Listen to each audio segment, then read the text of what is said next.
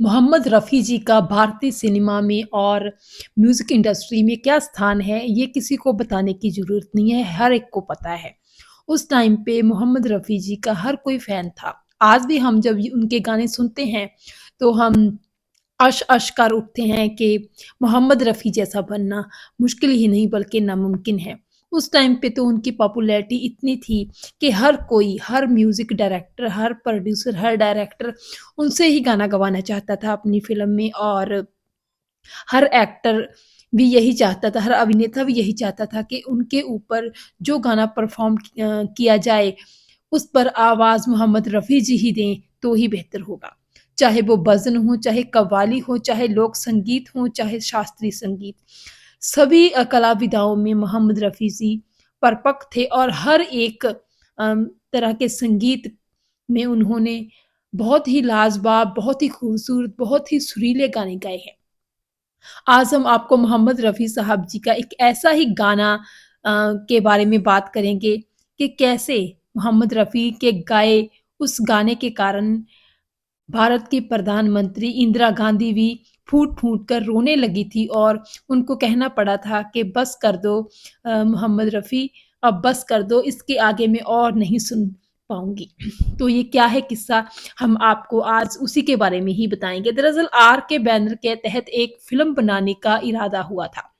Film का नाम रखा गया था दिल्ली दूर नहीं, इस फ़िल्म के प्रोड्यूसर राज कपूर थे। ये फ़िल्म एक ऐसे बच्चे की कहानी होती है जो कि अपने पिता की फांसी रुकवाने के लिए पंडित नेहरू जी से मिलने के लिए चल पड़ता है। तो बहुत ही ज़्यादा एक बड़े लेवल पर इस फ़िल्म को बनाने का जो था कार्य शुरू किया गया था और बहुत बड़े-बड़े दिग्गज स्टार्स को भी उस टाइम के स्टार्स को लेने की बात चल रही थी। तो इस तरह ये कहानी के तहत जब वो बच्चा अपने पिता की फांसी टालने के लिए, रुकवाने के लिए प्रधानमंत्री से मिलने के लिए जा रहा होता है, तो उस टाइम पे राजपूर के मन में एक ख़्याल आया कि क्यों ना प्रधानमंत्री के साथ जब वो बच्चा मिलेगा, तो उस मुलाकात में जो प्रधानमंत्री हैं, असल प्रधानमंत्री पंडित नेहरू ही क्यों ना नज़र आएँ। तो पंडित नेहरू से इस बारे में बात भी की गई कि छोटा-सा रोल है, महज़ चंद मिनटों का, सेकंड्स का, तो आप इस में खुद ही नज़र आएँ तो बहुत बेहतर होगा। तो उस टाइम पे कहते हैं कि पंडित नेहरू ने हामी भी भर दी थी कि ठीक है, ऐसा हो सकता है, ऐसा हो जाएगा।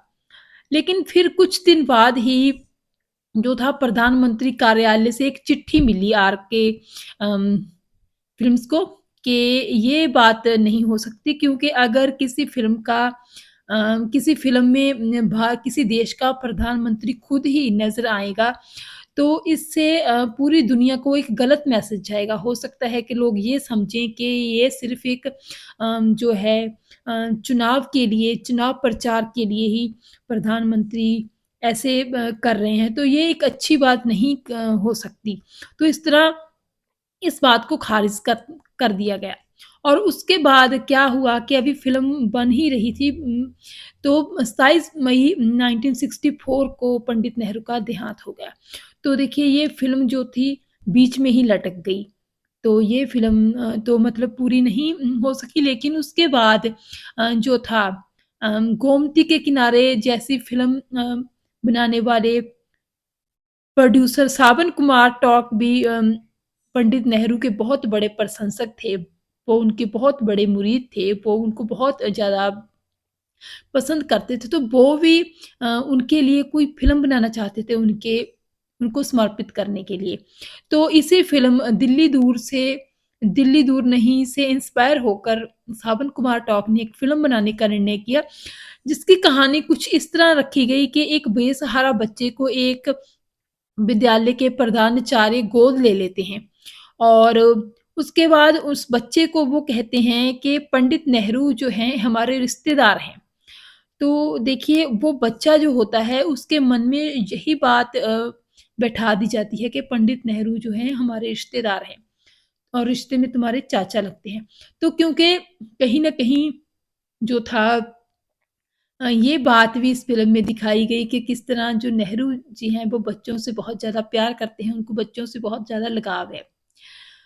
तो इस तरह जो अम, बात ऐसे हुई कि उसके बाद जो था इस फ़िल्म को बनाने की तैयारी पूरे ज़ोरों-शोरों से शुरू हो गई और जो था वो बच्चा होता है जो पंडित नेहरू को मिलने के लिए चल पड़ता है।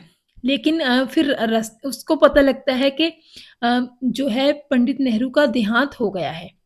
तो इस तरह ये जो कहानी होती है, वो एक नई दिशा ले लेती है।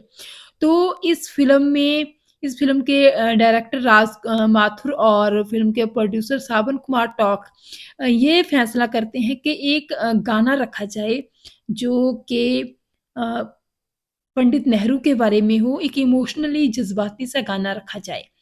तो इस गीत के लिखने की ज़िम्मेवारी जो है कैफ़ी आज़मी साहब को दी जाती है, जो कि शबाना आज़मी के पिता थे और एक बहुत ही ज़्यादा मशहूर शायर थे। तो कैफ़ी आज़मी ने बहुत ही खूबसूरत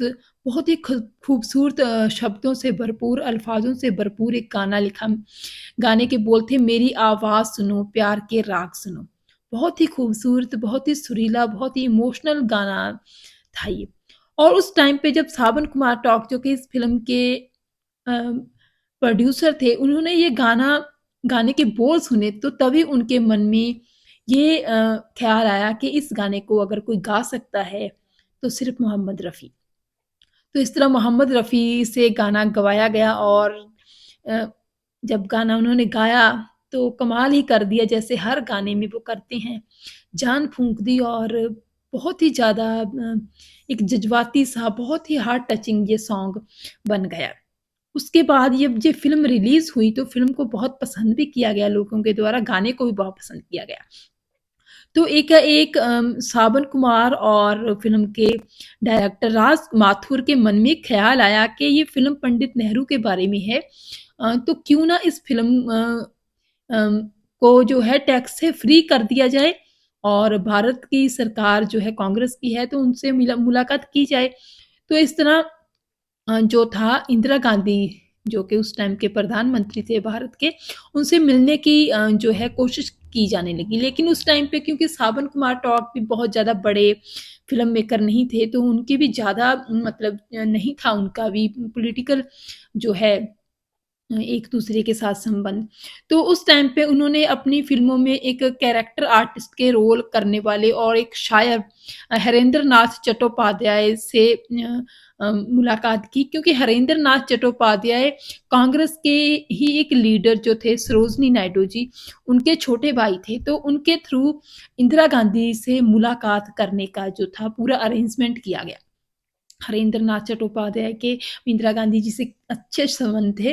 तो इस तरह अ, उन्होंने ही इंदिरा गांधी के साथ फ़िल्म की पूरी जो है टीम की राज माथुर फ़िल्म के डायरेक्टर और सावन कुमार से उनकी मुलाकात की जो है पूरी अरेंजमेंट की। तो इस तरह जब इस फ़िल्म को इंदिरा गांधी जी को दिखाने की बात हुई, तो इंदिरा गांधी जी ने कहा कि मेरे पास इतना टाइम नहीं है कि मैं 2-3 घंटे बैठकर फ़िल्म देखूँ।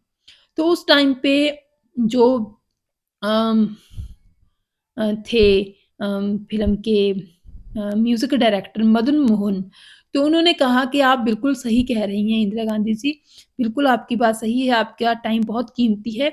आप पूरी फ़िल्म मत देखें लेकिन आप एक गाना सुन लें, गाना ज़रूर सुन लें फ़िल्म का। तो वो गाना जो कि मोहम्मद रफ़ी जी ने गाया था पंडित नेहरू के लिए, मेरी आवाज़ सुनो प्यार के राग सुनो, ये गाना चलाया गया और इंदिरा गांधी जी ने गाना सुनना शुरू किया। तो जो गाना है वो तो हम मतलब जब भी आप सुनेंगे तो आप देखेंगे ही, सुनेंगे ही कि कितना ज़्यादा मधुरता के साथ, कितनी सुरीली आवाज़ में पंडित नेहरू ने गाया है। तो तब इंदिरा गांधी जी ने जब ये गाना सुना, वो सुन रही थी, तो उनके चेहरे पर भावनाएँ साफ-साफ व्यक्त हो रही थी। उस टाइम पे सभी जो उनके करीब बैठे थे सावन कुमार टॉक, राज माथुर हरेंद्र नाथ चट्टोपाध्याय सभी ने महसूस किया कि इंदिरा गांधी जो हैं भारत के प्रधानमंत्री होने के साथ-साथ पंडित नेहरू की बेटी भी हैं और वो अपने पिता के लिए जो भावनाएँ महसूस कर रही थी, वो उनके चेहरे पर भी जो थी आ रही थी।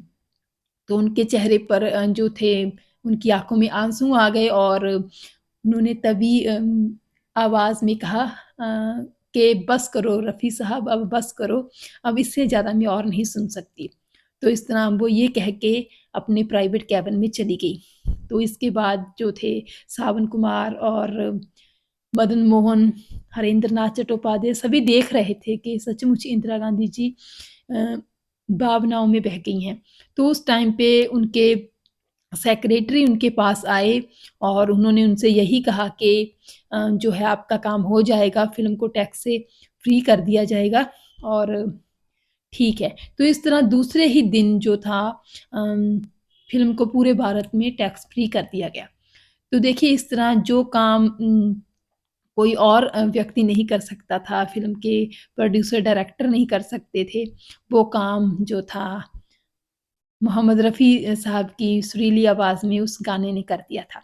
और इंदिरा गांधी जी भी उस गाने को सुनकर फूट-फूट कर रोने लगी थी क्योंकि वो गाना उनके पिता के बारे में था और उस गाने को सुनकर हर कोई इमोशनल हो जाता है और वो तो पंडित नेहरू की बेटी थी तो इमोशनल होना जो था एक स्वाभाविक सी बात थी। लेकिन देखिए कमाल ये था उनका मोहम्मद रफ़ी का कि उन्होंने भारत की आयरन लेडी कही जाने वाली प्रधानमंत्री जी की आँखों में भी आँसू ला दिए थे अपनी सुरीली आवाज़ से।